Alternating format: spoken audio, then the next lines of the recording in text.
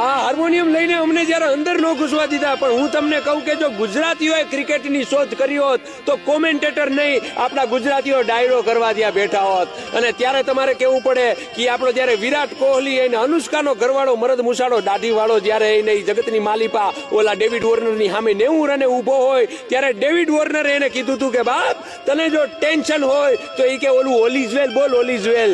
ત્યારે એને વિરાટ કોહલી એને કીધું હતું કે ઓલિઝવેલ થી તમારું એને હાલતું હોય છે, અહીં તો જમણો હાથ કે ડાબા હૃદય ઉપર મૂકીને હા મોજ હા બોલે તો ટેન્શન હૃદયની નદીઓ તોડી દુબાકો મારે અને નીચે ધરતી ફાટી જાય ને એની અંદર ટેન્શન હમાઈ જાય. હો ભાઈ તમે એમ કહો કે તમારું કે ઓલિઝવેલ ઉપર તમારો મેચ આયલો છે અને આમોજા ઉપર તો મારી જિંદગી આયલી છે ભાઈ.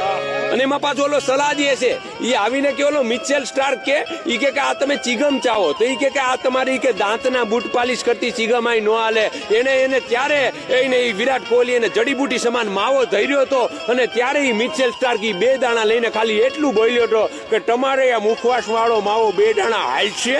ઓહો એને હદ કરી નાખ્યો. અને તે ગાવામાં આવ્યું હતું કે સાહેબો ક્રિકેટર છે મારો સાહેબો ક્રિકેટર છે, સામેની ટીમની ખોદી નાખી મોટું ટેકટર છે. ઘટે તો તમારું શેર ઘટ્યો વાલા. India versus Australia. Dhoni finishes the things off in a style.